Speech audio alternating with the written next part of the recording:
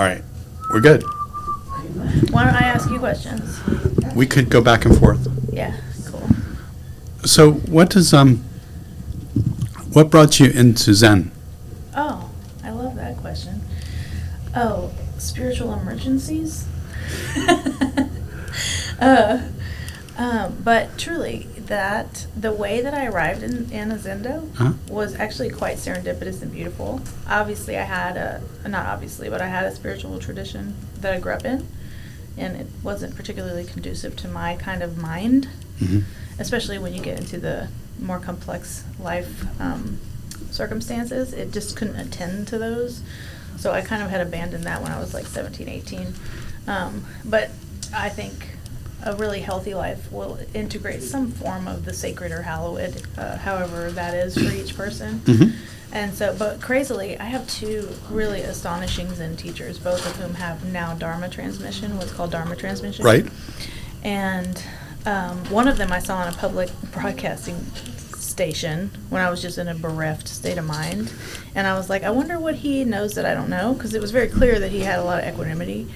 And then my other teacher was a professor at UT, and I had a meeting with her about visual thinking, and she didn't say anything about being a Zen priest. Oh, okay. Yeah.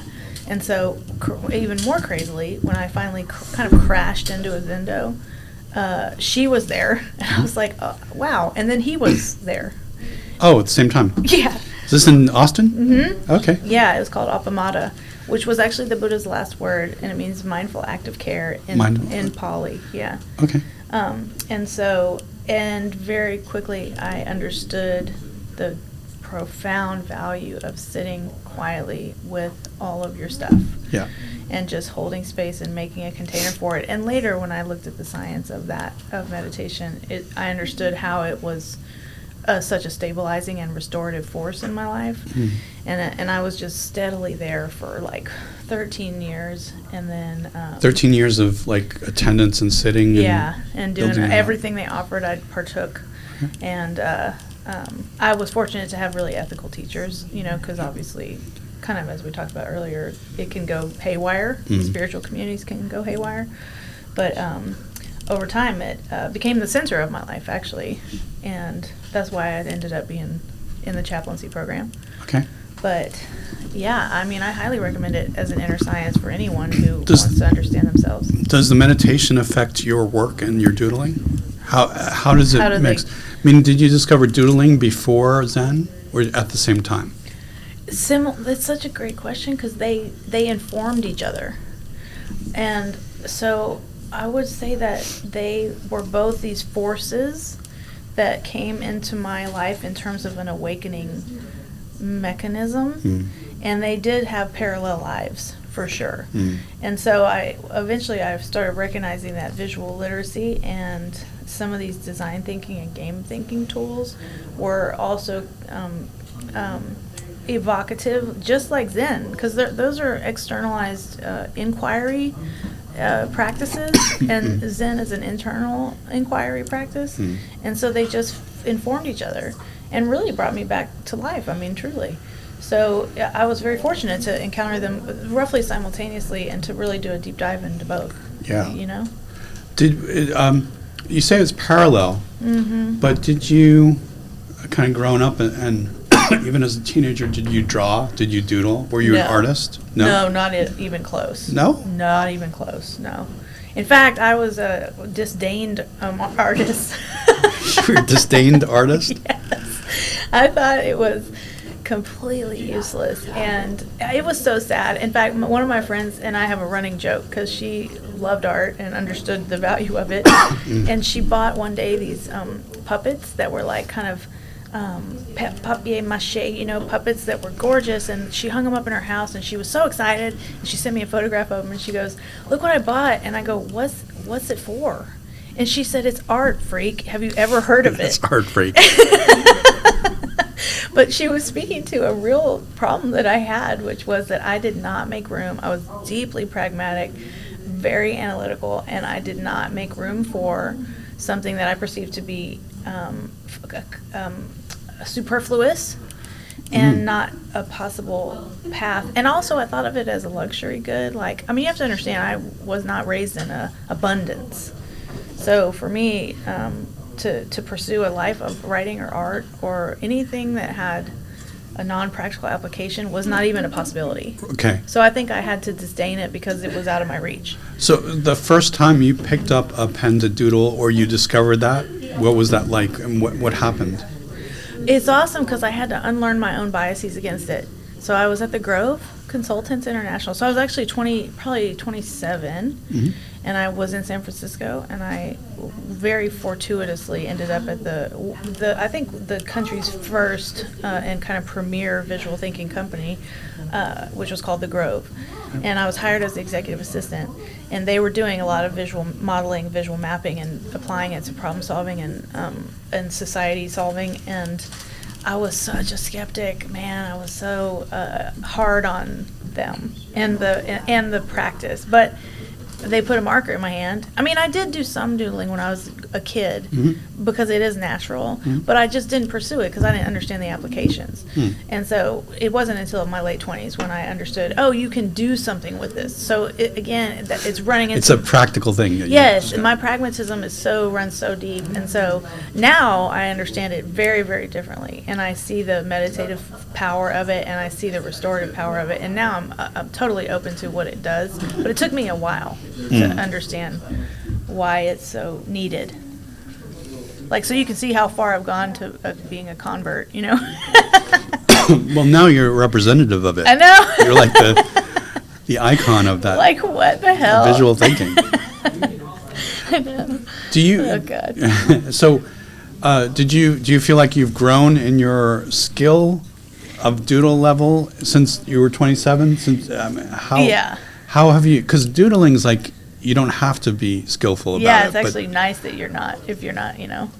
So where does the skill come from? Well, I became a graphic recorder. Do you know what that is? Yes. Yeah, so the Grove was a graphic recording and graphic facilitation company, so I became a public, large-scale live visual note taker, and that requires some level of skill.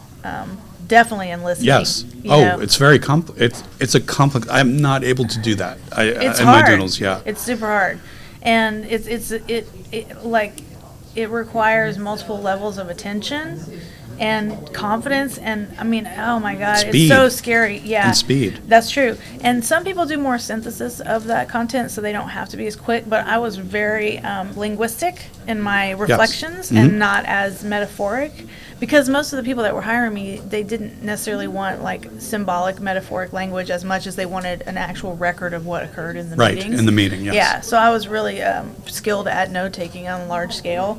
But that's because I had all these tricks and stuff that I learned from the Grove. Okay. So there's some mystery. It looks mysterious, kind of like jazz, where it's like, you know, it looks like you could never do it. But when you actually start riffing and understanding it, then it's more available. But it's that practice. It's like coming back to it. Definitely. Wow. Yeah. Yeah, I have a high respect for for graphic recording. Yeah. Recordists. Yeah. It's something that's beyond me, but I see there's so much value to it. That's so cool that you understand it. Did you jump from? Okay, so most people have heard of you from your TED Talk. Mm-hmm. How did you jump to that? Like, did you write a book first? Did you discover the communication of doodling? Yeah, I was already a graphic recorder, and I think I had written game storming. But how that happened was, so in the Doodle Revolution, the book, I actually talk about the power of visualizing your path. And so I had a dream to speak at TED, but I didn't take it seriously. I really didn't anticipate it being real, but I had drawn a very specific visual aspiration to be a TED speaker. So you visualize, you drew it out. I did, and I put a lot of emotional intensity into that, and so crazily, I was at Foo Camp, which is a camp put on by O'Reilly, which is the publisher of Game Storming, and the executive producer of TED was there, and I did a talk on doodling in this Ignite format. Oh. And she called me later. I didn't know she was there, of course, and she called me later and asked me to speak at TED, and my knees buckled. I was at the airport, and I was like, "Are you fucking kidding me? Yeah. And so that was terrifying. But and also, I thought about it this morning. It changes the direction of your life, and not only in a good way. You know, it's very all-consuming when that happens. So when you get on TED, when you've done the speech, and when you get the acclame, that changes the fame of it changes you, it's horrible. For me, it was actually it's horrible. Okay. For me, it was, and I don't mean to sound ungrateful to them. I deeply appreciate how much effort they've done to make the idea spread. Because the idea of doodling as a medium for thinking, I think, is important. Yes. So it wouldn't have got the oxygen without TED. And also without South by Southwest, which was a big platform. That was I had another before. round, yes. Yeah. So, but for people like me that are actually introverted and not soliciting fame and not interested in being special or put on a pedestal, it's really not, it wasn't mentally healthy.